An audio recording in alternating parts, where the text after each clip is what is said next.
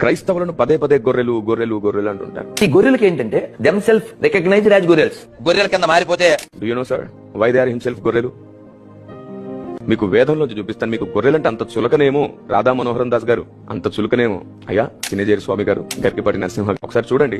గొర్రెలంటే అంత చులకన ఈయనకి? నేను వేదంలోంచి మాట్లాడతాను. వేదం గొర్రెని ఎంత గౌరవిస్తుందో, ఎందుకు గౌరవిస్తుందో, ఆ తర్వాత క్రైస్తవులు ఎందుకు తమను తాము గొర్రెలుగా గుర్తించారో కూడా చెప్తాను. క్రైస్తవులు గొర్రెలు మాత్రమే కాదు, సింహాలు కూడా. అవును, బైబిల్ వారిని గొర్రెలతో పోల్చింది అది దేవునికి విధేయత చూపించే సమయంలో. బైబిల్ వారిని సింహంగా పోల్చింది నీతిగా బ్రతికే విషయంలో.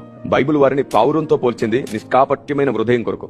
బైబిల్ వారిని సర్పంతో పోల్చింది వివేకంగా వేగంగా ఉండడం కొరకు. బైబిల్ వారిని చెట్టుతో కూడా పోల్చింది ఫలించడం కొరకు. అనేక పోలికలుంటే ఒక గొర్రె ఒకటే దొరికిందా? సరే, ఆలస్యం ఎందుకు, నేను మీకు చూపిస్తాను. చూడండి, కృష్ణ యజుర్వేదీయ తైత్రీయ సంహిత ఈ మాట రాయబడింది.